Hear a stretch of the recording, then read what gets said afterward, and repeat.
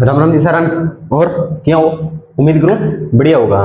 तो आपने रक्त परीक्षण चरण की लगभग 3 क्लास आ गई। तो आज अपन चौथी क्लास देखा। छोटी छोटी लग रही है क्योंकि थोड़ी सी टेक्निक इशू के कारण के क्लास में सेट बनने को लग रही, तो शॉर्ट्स मान लग रही। मेरा टारगेट हो मैं एक क्लास में टॉपिक कंप्लीट करवाने की कोशिश करूं, लेकिन क्लास रिकॉर्ड हो जाए पर फिर भी दिक्कत सी आ जाए, तो थोड़ी सी एडजस्टमेंट करिए एक बार, बाद में धीरे धीरे सब सेट हो जाएगा।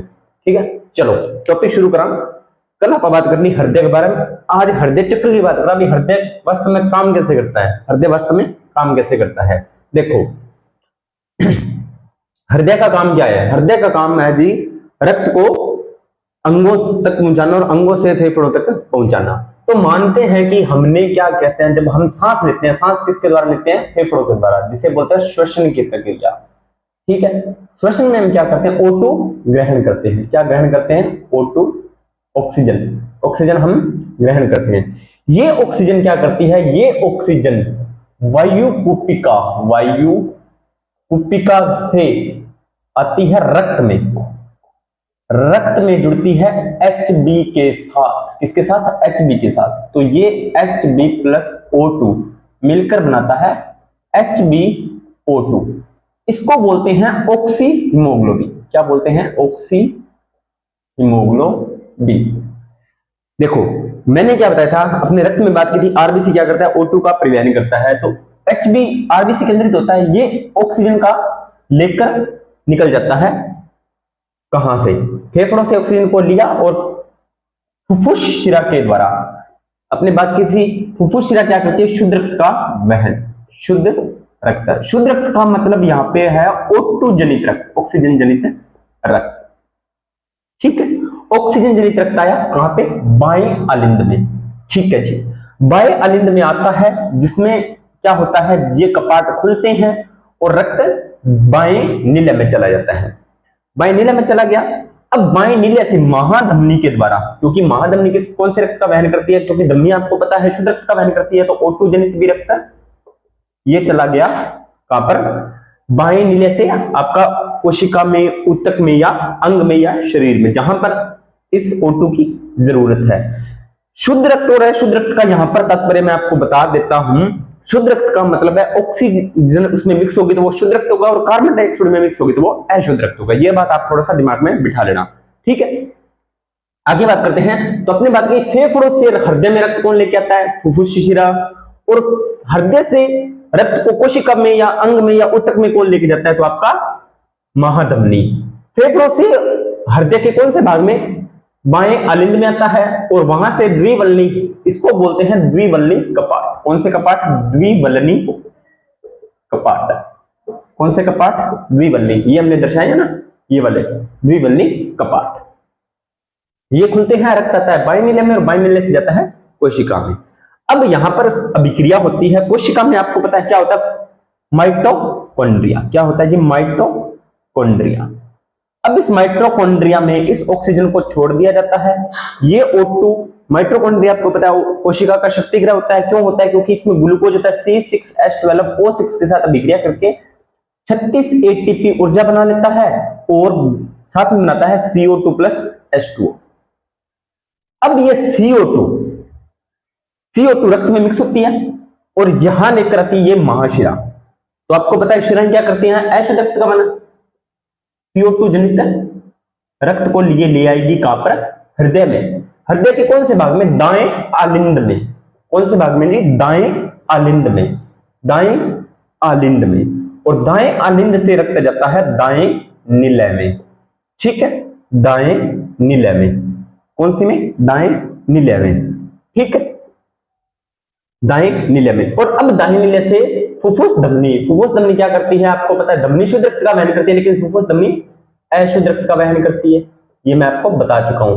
और ये फुफ्फुस धमनी आपको नीले से रक्त को लेके जाएगी फेफड़ों में, और ये सारा साइकिल चलता रहता है। इस पूरे साइकिल में आपको मैं बता देता हूं, समय लगता है 0.8 सेकंड का समय, यानी कि 1 सेकंड 1 मिनट के अंदर लगभग 72 बार ये अभिक्रिया होती है।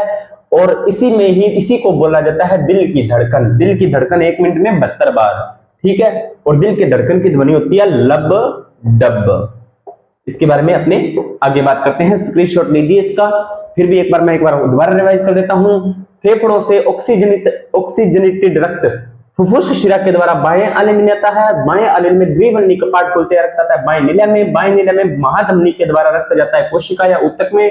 यहां से CO2 जनित रक्त जाता है किसके द्वारा, महाशिरा के द्वारा दाएं नीले में, सॉरी दाएं आलिंद में, और दाएं आलिंद से त्रिवल्नी कपाट खोलते हैं और रक्त जाता है दाएं नीला में, और दाएं नीला से फुफ्फुस धमनी के द्वारा रक्त जाता है फेफड़ों में, और लगातार पूरा साइकिल आपका चलता रहता है।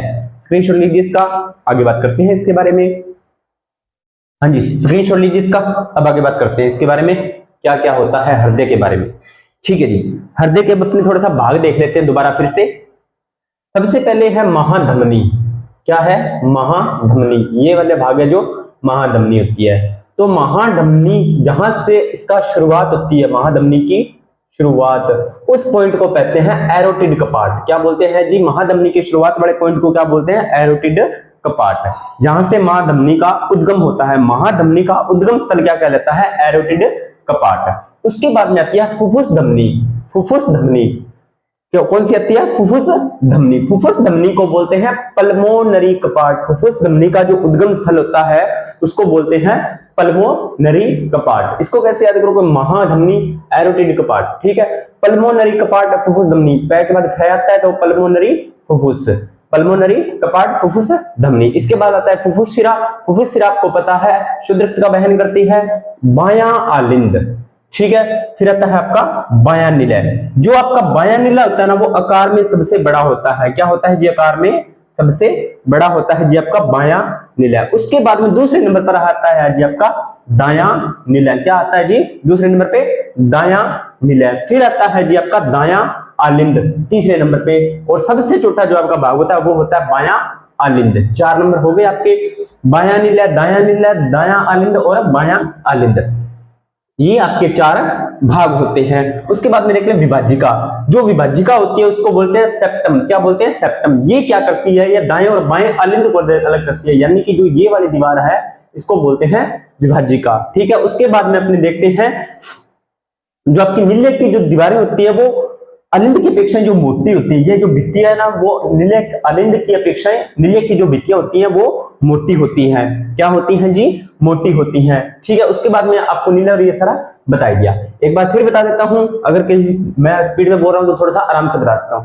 जो आपकी महाधमनी होती है, कौन सी धमनी होती है जी, जो आपकी महाधमनी होती है, महाधमनी का उद्गम स्थल क्या कहलाता है, जहां से महाधमनी का उद्गम हुआ है, यानी कि जहां से महाधमनी की शुरुआत होती है वो पॉइंट क्या कहलाता है, वो कहलाता है आपका एरोटिड कपाट। उसके बाद में आती है फुफ्फुस धमनी।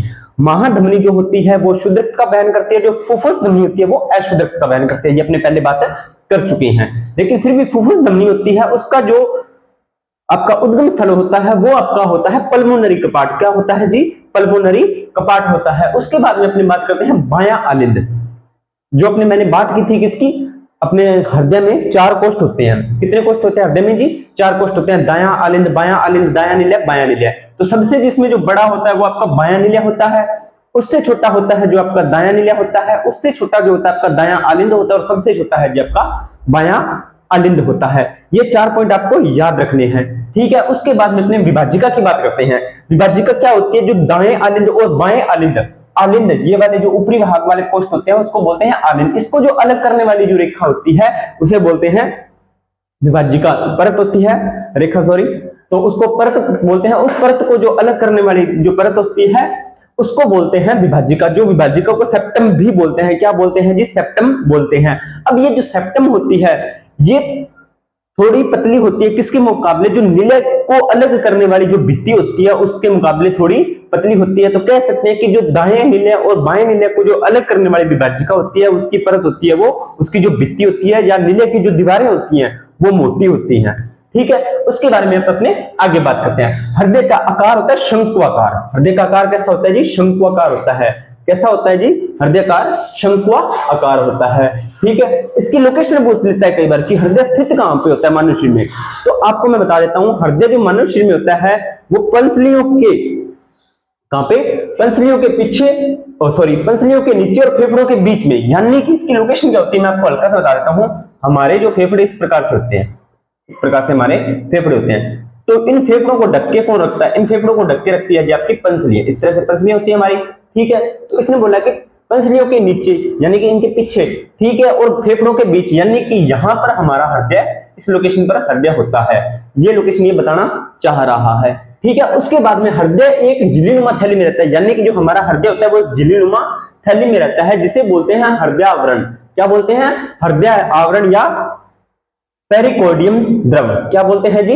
पेरिकोर्डियम। और इसके अंदर एक द्रव भरा होता है जिसे बोलते हैं पेरिकोर्डियम द्रव। ये पेरिकोर्डियम क्या करता है? ये पेरिकोर्डियम हमारे हृदय को बाहरी आघातों से हमें सुरक्षा प्रदान करता है। क्या करता है जी? बाहरी आघातों से हमें सुरक्षा प्रदान करता है। लाइन टू लाइन मैंने लिखी है, जो आपको इंपॉर्टेंट क्वेश्चन मिलेंगे वो सारे के सारे मैंने लिखे हैं।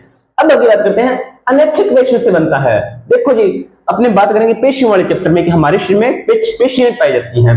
तो हृदय की जो पेशियां होती है वो एक अनिच्छिक पेशियां होती हैं, मसल्स बोलते हैं। अनिच्छिक का मतलब होता है कि इसका मानव पर कंट्रोल नहीं होता, मानव इस पर खुद कंट्रोल नहीं कर सकता। ये आपको ध्यान में रखना है थोड़ा सा, क्योंकि आप कभी सोचना, क्या आप हृदय को, जो हृदय धड़क रहा होता है कि कभी शीतलन होता है, कभी संकुचन होता है, शीतलन संकुचन जो होता है, क्या आप उसको अपने माइंड से कंट्रोल कर सकते हो?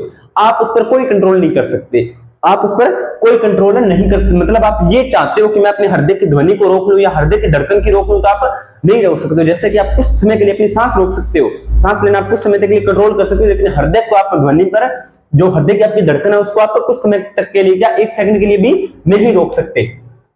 ये बात आपको ध्यान में रखनी है। स्व उद्दीपन के कारण मानव हृदय को मायोजिक हृदय भी कहते हैं। इसी जो मैंने अभी बात बताई, स्व उद्दीपन यानी कि अपने आप कार्य करता है, स्व उद्दीपन के कारण इसे ही मायोजिक हृदय भी बोलते हैं। अब इसके अंदर क्या क्या होता है, जो अपने पहले बात कर चुके हैं, दो आलिंद होते हैं, दो नीले होते हैं, इसमें कोई बड़ी बात नहीं है। दूसरी बात, त्रिवल्ली कपाट में बता चुका हूं पीछे कि जो दाएं आलिंद व दाएं नीले के मध्य में होती है वो होती है त्रिवल्ली कपाट। तो दायां आलिंद और दाएं नीले आपको पता है उसमें अशुद्ध रक्त बहता है, और बाएं आलिंद में और बाएं नीले में आपका क्या बहता है? शुद्ध रक्त बहता है। तो इसमें होते हैं द्विवल्ली कपाट। यानी कि त्रिवल्ली कपाट कहां पे होते हैं? त्रिवल्ली होती है आपकी दाएं आलिंद और दाएं नीले के मध्य, और द्विवल्ली कपाट आपके कहां पे होते हैं? द्विवल्ली कपाट होते हैं जी आपके बाएं आलिंद और बाएं नीले के मध्य। इसके बाद में बात करते हैं एसे नोड। एसे नोड है दाएं नीले का ऊपरी भाग। कौन से नीले का जी? सॉरी, एसे नोड होता है आपका दाएं आलिंद का ऊपरी भाग, दायां आलिंद, ये रहा दाएं आलिंद के ऊपरी भाग को बोलते हैं एसे नोड, और दाएं आलिंद के निचले भाग को बोलते हैं एबी नोड। आकार की अपनी बात कर ली है। अब अपनी बात करेंगे कि हृदय काम कैसे करता है, यानी कि जो इसके साथ साथ मैं आपको बता दूं, इसमें ध्वनि आती है जी। हृदय जब धड़कता है, तो एग्जाम में एक बार क्वेश्चन क्या पूछा गया था कि एग्जाम में क्वेश्चन ये पूछा गया था कि जब हमारा दिल धड़कता है तो हमें कैसी ध्वनि सुनाई देती है, हमें कैसी ध्वनि सुनाई देती है। तो ऑप्शन में दिया होता है कि मतलब जो ऑप्शन में आपको सुनते हो कि ऐसी ध्वनि सुनाई देती है, ऐसा कुछ नहीं सुनाई देता। वास्तव में जो हृदय की ध्वनि होती है वो होती है जी लब डब। क्या होती है जी? लब डब। जो पहली ध्वनि आती है, सबसे पहले ध्वनि वो होती है लब, पहली ध्वनि, और दूसरी ध्वनि आती है वो होती है डब, दूसरी ध्वनि। एग्जाम में क्वेश्चन यहां से अगर थोड़ा डीपली लेकर जाएगा तो आप पूछ लेगा कि हृदय की पहली ध्वनि कौन सी है, तो लब होती है, और हृदय की दूसरी ध्वनि कौन सी होती है जी? आपकी डब होती है। ये दोनों आपको ध्वनियां याद रखनी है। अगर आपने हृदय की ध्वनि को सुनना है तो आप नॉर्मल नहीं सुन सकते। डॉक्टर एक अपने पास ऑपरेटर से होता है जिसको आप बोलते हैं स्टेथोस्कोप। क्या बोलते हो? स्टेथोस्कोप बोलते हैं। इसके द्वारा आप हृदय की ध्वनि को सुन सकते हो। डॉक्टर जो कानों में ईयरफोन लगा के रखते हैं ना, वो स्टेथोस्कोप होता है, वो ईयरफोन नहीं होते। उससे आप क्या कर सकते हो? हृदय की ध्वनि को बिल्कुल साफ साफ सुन सकते हो। स्क्रीनशॉट लीजिए इसका, फिर अपने इसके बारे में आगे बात करते हैं हृदय की कार्यविधि के बारे में कि हृदय अपना काम कैसे करता है। स्क्रीनशॉट लीजिए इसका। अब आगे बात करते हैं इसके बारे में, हृदय की कार्यविधि। देखिए दोस्तों, हमने हृदय का रक्त पढ़ लिया, हृदय के बारे में पार्ट्स पढ़ लिए, कैसे वो उसका चक्कर चलता है वो सारा पढ़ लिया, ठीक है। अब अपनी बात करते हैं कि हृदय कार्यविधि, हृदय अपना कार्य कैसे करता है, ठीक है। ध्यान से समझना है, एक एक चीज को आराम से समझना है, कोई अपनी जल्दबाजी नहीं है।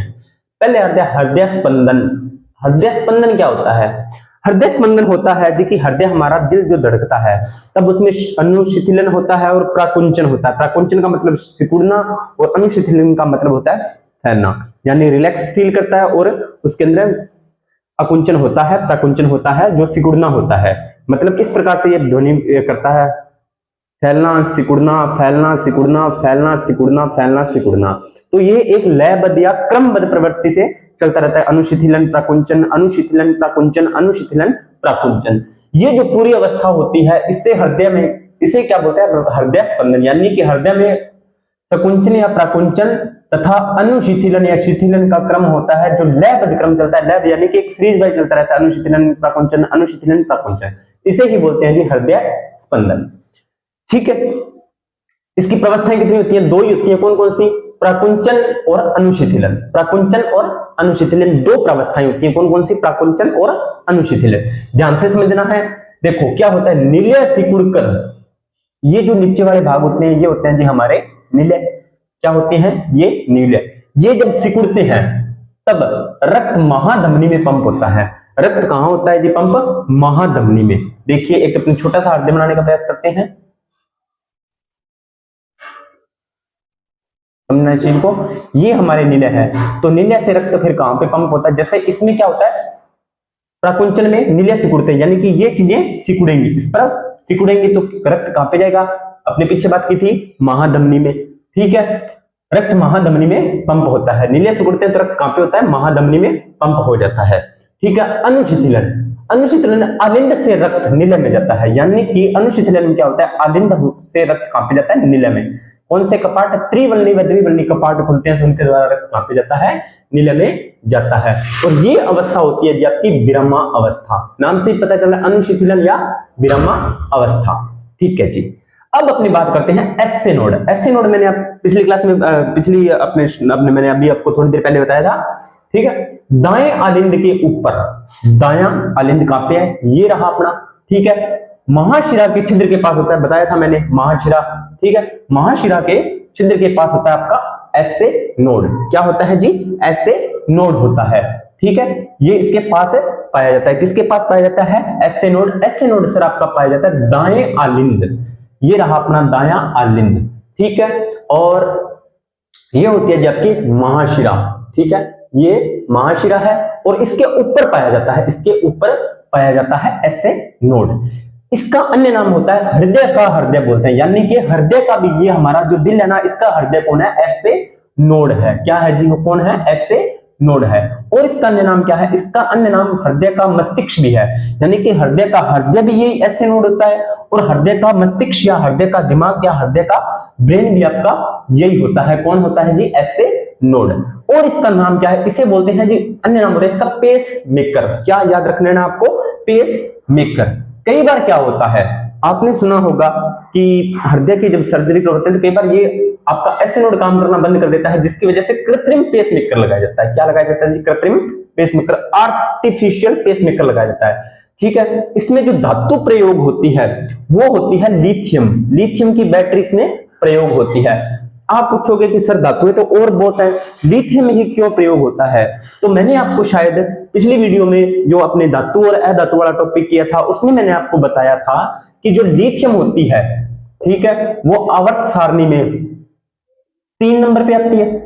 ठीक है, यानी कि तीसरे नंबर का परमाणु ये होता है, इसके अंदर 3 इलेक्ट्रॉन पाए जाते हैं। इसके बारे में अपने आवर्त सारणी में अगर टॉपिक हुआ तो अपने इसके बारे में बात करेंगे। ठीक है, लिथियम जो होती है वो सबसे हल्की धातु है। सबसे हल्की धातु आपकी क्या होती है जी? लिथियम होती है। साथ के साथ बताते हैं सबसे हल्की गैस भी आपकी हीलियम होती है। कौन सी होती है जी? हीलियम होती है, जो कि एक अक्रिय गैस होती है। चलिए इसको यही छोड़ते हैं, अपने आगे बात इसके बारे में नहीं करते।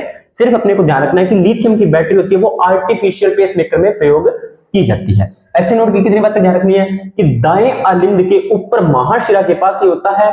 इसे हृदय का हृदय कहते हैं, हृदय का मस्तिष्क भी कहते हैं, पेसमेकर कहते हैं। कृत्रिम पेसमेकर बनाया जाता है तो उसमें लिथियम की बैटरी प्रयोग में लाई जाती है। ठीक है जी, यहां तक आपको बात क्लियर हो गई होगी। अब चलते हैं आगे। AV node. कौन सा? AV node. इसे रिजर्व पेसमेकर कहते हैं। क्या कहते हैं जी? इसे रिजर्व पेसमेकर कहते हैं। क्या कहते हैं जिसे? रिजर्व पेसमेकर कहते हैं। ठीक है जी, अब चलते हैं अपने आगे। दाएं, ये जो एवी नोड होता है, कौन? एवी नोड दाएं आलिंद के आलिंद पट के पास होता है। दायां आलिंद आपका ये रहा, आलिंद पट के पास ये पाया जाता है, यानी कि यहां पर ये पाया जाता है। एसए नोड द्वारा उत्पन्न आवेगों का संचरण करता है। जो एवी नोड होता है ना, वो क्या करता है? जो आपका एवी नोड है वो जो एसए नोड द्वारा जितने भी इसको आवेग संचरित किए जाने की जो भी इसको आदेश दिए जाते हैं, जो भी इसका काम दिया जाता है, वो इसका संचरण आगे की ओर ये करता है। कौन? आपका एवी नोड। अब बात करते हैं हृदय चक्र की। हृदय चक्र की अपने बात करें तो हृदय चक्र जो होता है 0.8 सेकंड तक चलता है, यानी कि 1 सेकंड से भी कम। इसीलिए तो आप 1 मिनट में कितने सेकंड होते हैं? 60 सेकंड होते हैं। और मिनट के अंदर जो हमारा दिल धड़कता है वो कितनी बार धड़कता है जी? 72 बार धड़कता है। तो आप एवरेज निकालोगे तो आपकी लगभग एवरेज आ जाएगी 0.8 सेकंड, यानी कि जो अपने हृदय चक्र होता है वो 0.8 सेकंड में कवर हो जाता है। सोच के देखिए कितना फास्ट काम कर रहा होगा ना। शिथिलन भी हो जाता है, अनुशीतलन हो जाता है, रक्त चला भी जाता है, वापस भी आ जाता है 0.8 सेकंड के अंदर। तभी तो मैंने बताया था ये एक अनैच्छिक अभिक्रिया होती है जो हमारे कंट्रोल से भी बाहर होती है। ठीक है, चलिए आगे बात करते हैं। ये होता है जी 4 स्टेप में। कितने स्टेप में? 4 स्टेप में। पहला है अलिंदों में अनुशीतलन, यानी कि अलिंदों में क्या होगा? अनुशीतलन। ये होंगे उस टाइम रिलैक्स। देखो कैसे, अलिंद व नीले अधिक समय तक विरामावस्था में रहते हैं, यानी कि ये लगभग, अभी आपको इमेजिन करना है कि ये दोनों सभी रेस्ट पे हैं, हमारा हृदय अभी रेस्ट पे है। अब प्रोसेस कैसे शुरू होता है? क्योंकि आपको पता है 0.8 सेकंड शुरू करना है तो अपने को समझने के लिए एक जगह इसको रोकना पड़ेगा। ठीक है, वैसे रियल में तो ये रुकता ही नहीं है, लेकिन समझने के लिए, समझाने के लिए तो रोकना पड़ेगा ना। तो अलिंदों में क्या होता है? अनुशीतलन, यानी कि अलिंद, जो अलिंद आपके और जो नीले हैं अधिक समय तक विरामावस्था में रहते हैं। ठीक है जी। अब होता क्या है? फेफड़ों से शुद्ध रक्त, कहां से? फेफड़ों से आपका शुद्ध रक्त। देखो फेफड़े अपने बनाए थे, यहाँ पे मोटे मोटे बना के देखते हैं, ये अपने फेफड़े होते हैं। यहां से शुद्ध रक्त यानी कि O2 जनित आपका जो रक्त है वो फुफ्फुस शिरा के द्वारा, कौन सी शिरा के द्वारा? फुफ्फुस शिरा के द्वारा। मैंने बताया था आपको, फुफ्फुस शिरा के द्वारा कहां पर आता है? दाएं आलिंद, सॉरी बाएं आलिंद में आता है। कौन से में आलिंद में आता है? फुफ्फुस शिरा, यानी कि फेफड़ों से रक्त आएगा आपका, यहां से बाएं आलिंद में रक्त आ गया है। ठीक है जी, रक्त आ गया, यानी कि फेफड़ों से शुद्ध रक्त O2 जनित रक्त आ गया आपका यहाँ पे। इसके द्वारा फुफ्फुस शिरा के द्वारा, क्योंकि आपको पता है फुफ्फुस शिरा होता है वो शुद्ध रक्त का वहन करती है, दाएं आलिंद में आपका रक्त आ गया। उत्तक से अशुद्ध रक्त, उत्तक से यानी कि ये आपका उत्तक हो गया, उत्तक से अशुद्ध रक्त महाशिरा के द्वारा, ये रही आपकी महाशिरा। इस महाशिरा के द्वारा इसमें आ जाता है क्या? अशुद्ध रक्त, यानी कि CO2 जनित रक्त आ गया इसमें। इस समय क्या होता है, समझना इस चीज को। फेफड़ों से शुद्ध रक्त फुफ्फुस शिरा के द्वारा बाएं आलिंद में आता है और महाशिरा के द्वारा अशुद्ध रक्त दाएं आलिंद में आता है। इस समय 70 से 75% आलिंद जो आपके रक्त से भर जाते हैं, यानी कि इसमें क्या होता है? 70 से 75% ये दोनों फिल हो जाते हैं। ठीक है, अब क्या होता है? अब आलिंद भर जाते हैं और इस समय ये जो आपके कपाट हैं ये बंद रहते हैं। त्रिवल्ली और द्विवल्ली जो आपके कपाट होते हैं हृदय के, वो उस टाइम बंद रहते हैं। अब क्या होता है? अब सर होता है कि यहां पर त्रिवल्ली व द्विवल्ली कपाट बंद रहते हैं, अलिंद में दाब। अब पीछे से रक्त आ रहा है तो अलिंद में क्या होता है? प्रेशर बढ़ता है। प्रेशर क्या होता है? इंक्रीज होता है। प्रेशर बढ़ने से ये क्या होता है? कपाट आपके त्रिवल्ली और द्विवल्ली कपाट होते हैं जो आपके खुल जाते हैं, खुलते हैं। त्रिवल्ली और ये लिखा हुआ अलिंद में दाब बढ़ने के कारण कपाट त्रिवल्ली और द्विवल्ली जो आपके कपाट होते हैं वो दोनों के खुल जाते हैं तथा नीले में रक्त आ जाता है। और रक्त कहां पर आ जाता है? आपका नीले में। कहां पर आ जाता है जी रक्त आपका? नीले में। अलिंद क्या हो जाते हैं जी? खाली हो जाते हैं। तो अलिंद खाली होते हैं तो अलिंद में क्या हो गया? अनुशीतलन हो गया, यानी कि अलिंद क्या हो गया आपके इस टाइम? रिलैक्स हो फील करने लगते हैं। ठीक है जी। पहली बात, अलिंद में अनुशीतलन तो अपने पढ़ना था, तो अपने देख लिया कि अलिंद व नीले अधिक समय तक विरामावस्था में रहते हैं। फेफड़ों में शुद्ध रक्त फुफ्फुस शिरा के द्वारा बाएं आलिंद, फुफ्फुस शिरा के द्वारा ये आपके बाएं आलिंद में आ गए और महाशिरा के द्वारा अशुद्ध रक्त जो कोशिका या उत्तक से दाएं आलिंद में पहुंच गई। ठीक है, अब क्या होता है? इस समय दोनों रक्त आ जाते हैं इसमें, तो इसमें क्या होता है? 70 से 75% आपके जो रक्त होता है, ये जो अलिंद होते हैं वो आपके भर जाते हैं। अब क्या होता है? यहां पर पड़ता है इसके अंदर प्रेशर। इसके अंदर रक्त आएगा तो प्रेशर तो पड़ेगा इसमें। इस प्रेशर की वजह से ये रक्त, पहले तो ये त्रिवल्ली और द्विवल्ली कपाट आपके जो यहाँ पर त्रिवल्ली होते हैं, यहाँ पे द्विवल्ली होते हैं, ये कपाट उस टाइम तो बंद रहते हैं, लेकिन बाद में प्रेशर पड़ने के कारण ये हो जाते हैं जो आपके खुल जाते हैं। ये कपाट खुलते हैं तो रक्त कहां चला जाता है? जो आपका रक्त आ गया अब नीले में, यहां पर आपका सारा रक्त आ जाता है और यहां पर अलिंदों में आकुंचन होता है। ये प्रोसेस हो जाती है जी कंप्लीट। अब दूसरी प्रोसेस है अलिंदों में प्राकुंचन। क्या जी? अलिंदों में प्राकुंचन। अनुशीतलन के बाद रक्त अलिंदों में आकुंचन होता है, संकुचन होता है। अब अलिंदों में क्या होगा? फिर संकुचन होता है। अलिंदों में क्या हो जाता है जी? फिर दोबारा संकुचन शुरू हो जाता है। अब होता है नीले में प्राकुंचन। किसमें जी? नीले में प्राकुंचन, यानी कि अब नीले में प्राकुंचन हो रहा है। त्रिवल्ली व द्विवल्ली कपाट बंद होते हैं, यानी कि अब जैसे ही इसमें दबाव पड़ता है, इसमें प्राकुंचन होता है, तो ये कपाट क्या हो जाते हैं? बंद हो जाते हैं। जैसे ही ये कपाट बंद होते हैं तो कपाट बंद होने से हृदय की पहली ध्वनि निकलती है। हृदय की पहली ध्वनि निकलती है जी लब। कौन से? त्रिवलनी। याद रख लेना, नोट कर लेना अगर आपके पास नोटबुक है तो। हृदय में त्रिवलनी और द्विवलनी, हृदय में त्रिवलनी और द्विवलनी कपाट बंद होने से, हृदय में त्रिवलनी और द्विवलनी कपाट बंद होने से हृदय की पहली ध्वनि लब उत्पन्न होती है। हृदय की पहली ध्वनि लब उत्पन्न होती है। ये अभी बात आपको ध्यान में रखनी है। ठीक है जी। नीले में दाब बढ़ने से, अब नीले में प्रेशर पड़ता है, अर्धचंद्राकार कपाट खुल जाते हैं। ठीक है, अर्धचंद्रा कपाट आपके रक्त वाहिनियों से जुड़े होते हैं, तो ये कपाट क्या होते हैं जी? खुल जाते हैं, जिससे रक्त वाहिनियों में प्रवेश करता है। रक्त अब हृदय से निकलकर कौन सी जाएगा? रक्त वाहिनियों में। कौन सी? महाधमनी, महाशिराओं में वगैरह में रक्त चला जाएगा, आपकी रक्त वाहिनियों में चला जाएगा। अब होगा नीले में अनुशीतलन। नीले विरामावस्था में आ जाते हैं, यानी कि नीले क्या हो जाते हैं? जैसे ही रक्त निकलता है तो नीले रिलैक्स हो जाते हैं। नीले में दाब कम होने के कारण, जैसे ही नीले खाली होता है नीले में प्रेशर कम हो जाता है और अर्धचंद्रा कपाट क्या हो जाते हैं जी? बंद हो जाते हैं। कौन से कपाट बंद हो जाते हैं सर? अर्धचंद्राकार कपाट जो आपके पहले खुले थे वो क्या हो जाते हैं जी? बंद हो जाते हैं। और अर्धचंद्रा कपाट बंद होने पर दूसरी ध्वनि आती है जी आपकी डब। कौन सी ध्वनि आती है जी आपकी? डब। कौन सी ध्वनि आती है जी आपकी? डब। स्क्रीनशॉट लीजिए इसका, फिर आपको मैं एक बार थोड़ा सा और समझाने का प्रयास करता हूं। चलिए अब इसको मिटाते हैं।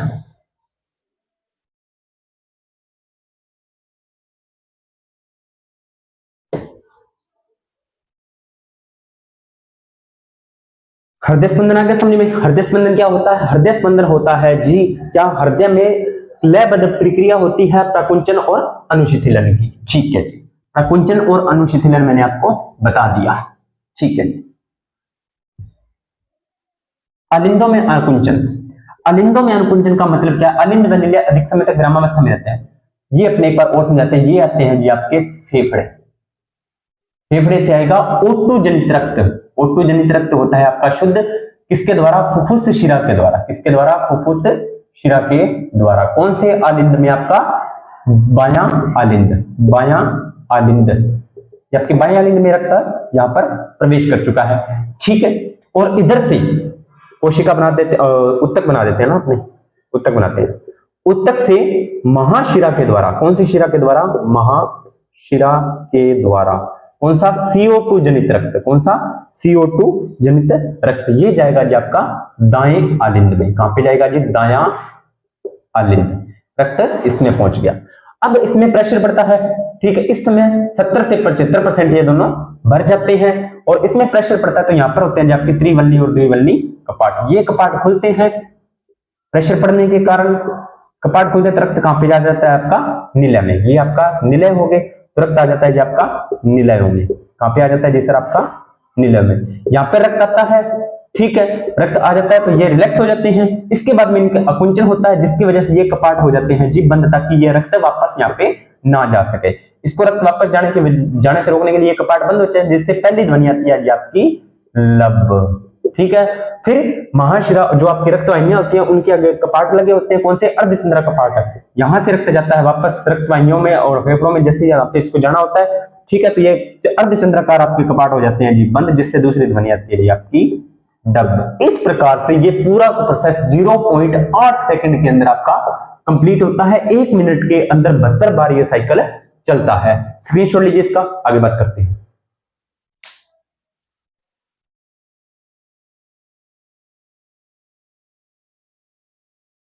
स्क्रीनशॉट लीजिए इसका, अब आगे बात करते हैं। छोटा सा ही है तो ज्यादा कुछ नहीं है, अपना ये चैप्टर खत्म होने वाला ही है, लगभग आपने कर लिया है। तो अगर फिर भी आप ये वीडियो पहली बार देख रहे हो ना, तो आप इसको दोबारा फिर पूरी वीडियो 3-4 वीडियो अपनी वो जरूर देखना। अब देखो रक्तदाब, रक्तदाब को बोलते हैं ब्लड प्रेशर या बीपी। रक्तदाब को क्या बोलते हैं? ब्लड प्रेशर या बीपी। तो नॉर्मल बीपी होता है 120/80, 120/80, 120/80 mmHg, ये इसकी मापन की क्षमता होती है। ठीक है, हाई बीपी होता है 120, 140/90, 140/90। तो आपको ये थोड़ा सा ध्यान रखना है, ये ज्यादा ध्यान रखना इंपॉर्टेंट आपके लिए, ये बहुत इंपॉर्टेंट है। तो कई बार हाई बीपी होती है, वो इसका रीजन ही हो जाता है कि लवण व अम्लीय पदार्थ ज्यादा खाने से बीपी बढ़ जाता है। ठीक है, ये भी आपको थोड़ा सा ध्यान में रखना है। इंपॉर्टेंट बात, दिल की धड़कन 1 मिनट, यानी कि 1 मिनट में जो दिल आपका धड़कता है वो 72 बार धड़कता है। तो एक धड़कन होती है, एक धड़कन में आपका टाइम लगता है 0.8 सेकंड का।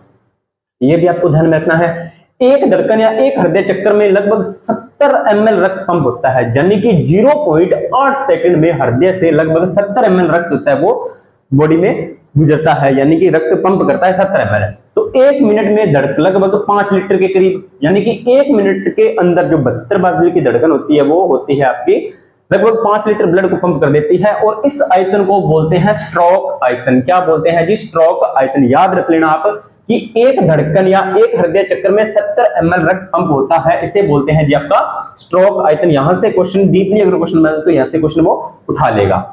तो एक दिन में लगभग आप एवरेज निकाल लेना, मैंने तो 7200 लीटर निकाला है, ठीक है। तो एक दिन के अंदर हमारा जो हृदय लगभग 7200 लीटर ब्लड होता है वो पंप करता है।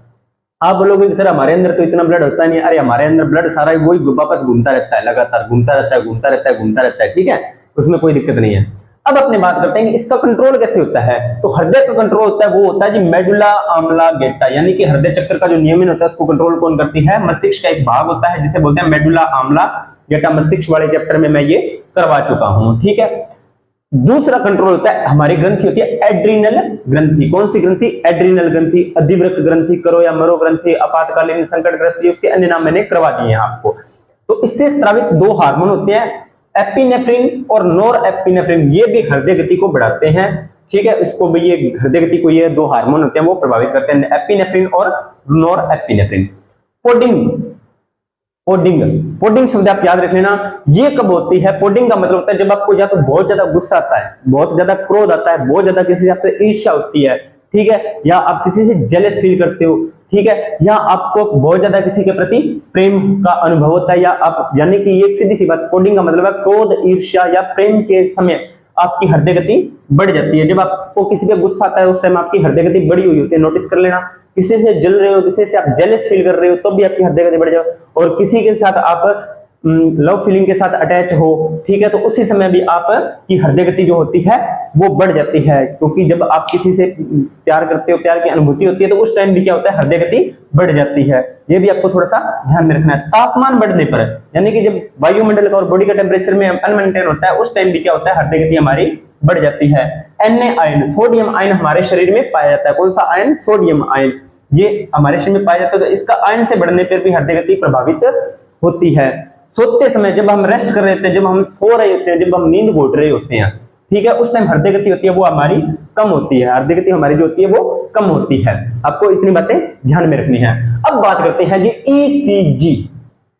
सभी ने सुना होगा, हॉस्पिटल में हम आप नाम है जो सभी सुनते हो, ईसीजी, ठीक है। जब आप कभी हॉस्पिटल गए होगे, सभी गए, कभी ना कभी गए हो, बाकी आप देखते हो हॉस्पिटल में तो ईसीजी आपने नाम सुना होगा, ईसीजी करवाते हैं। तो आपने क्या होता है, एक है ना वो आपको पतली सी स्लिप दे देता है कागज पे बनी हुई, तो उसमें ना ग्राफ बने होते हैं। आपको समझ में नहीं आता, डॉक्टर को समझ में आ जाता है। वास्तव में क्या होता है? पहली बात तो आपको ईसीजी का पूरा नाम ध्यान रखना है। ईसीजी का नाम होता है इलेक्ट्रोकार्डियोग्राफ। इलेक्ट्रोकार्डियोग्राफ, ठीक है। इसका मतलब क्या है? ये होता क्या है? हृदय पेशियों को, जो हमारे हृदय की जो पेशियां होती है, यानी कि जब ईसीजी करते हैं तो हमारे शरीर में हाथों और पैरों पर, यहां पर और हाथों पैरों पर ग्लू लगाकर, कुछ ग्लू तो नहीं कह सकते उसको, कुछ केमिकल्स होता है उसको लगाकर, और हमारे शरीर में जितनी भी हमने मेटल की चीजें पहनी होती है वो सारी की सारी हमारे शरीर से अलग कर देते हैं। उसके बाद में बहुत सारे हमारे शरीर के अंदर कुछ वायर्स लगाई जाती हैं, ठीक है, और कुछ वायर्स हमारी यहाँ पे चेस्ट पे लगाई जाती है जो हमारे दिल की धड़कन को, उसको विद्युतीय ग्राफ में कंट्रोल करती है। यानी कि उस विद्युत तारों को फिर मशीन के साथ जोड़ा जाता है। वो मशीन होती है जी गैल्वेनोमीटर, यानी कि हृदय पेशियों को, जो हमारे जो हृदय की जो उनको होता है, गैल्वेनोमीटर से जोड़ा जाता है, ठीक है, गैल्वेनोमीटर से जोड़ा जाता है। फिर क्या होता है? हृदय चक्र में होने वाली कि जो हमारा जो दिल धड़क रहा होता है, आपको पता है 1 मिनट में 72 बार धड़कता है, तो वो पूरी 1 मिनट तक चलती है और उसके अंदर 72 ग्राफ बनते हैं। कितने ग्राफ बनते हैं जी? 72 ग्राफ बनते हैं। तो हृदय चक्र, एक हृदय चक्र में आपका 1 ग्राफ बनता है,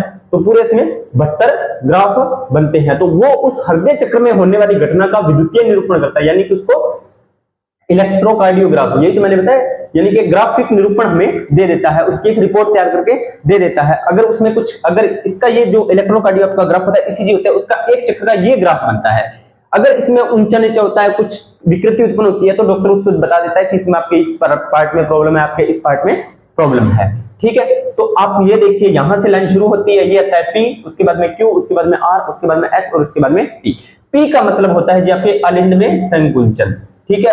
क्यू, आर और एस होता है निलय में संकुंचन, और टी में होता है जी निलय में अनुशीतलन। ये होती है जी आपकी ईसीजी का ग्राफ। और यहाँ पर अपना रक्त परिसंचरण तंत्र कंप्लीट होता है पूर्णतः। और इसी के साथ आप अपनी मेहनत कर जरूर कीजिए, फल की चिंता नहीं करनी है, क्योंकि आप परेशान होते हो कि हमारा सिलेक्शन नहीं हुआ, ये नहीं हुआ, वो नहीं हुआ, इसने ये बोल दिया, वो बोल दिया, समाज ये कह रहा है, पड़ोस ये कह रहा है, लोग तो कहेंगे। जिंदगी में उतार चढ़ाव होना बहुत जरूरी है। जिंदगी में उतार चढ़ाव होना बहुत जरूरी है। ईसीजी में सीधी लाइन का मतलब मौत होता है सर, डेथ। ईसीजी में सीधी लाइन का मतलब मौत होता है। एक बार से फिर से रिपीट कर रहा हूं, सुन लेना।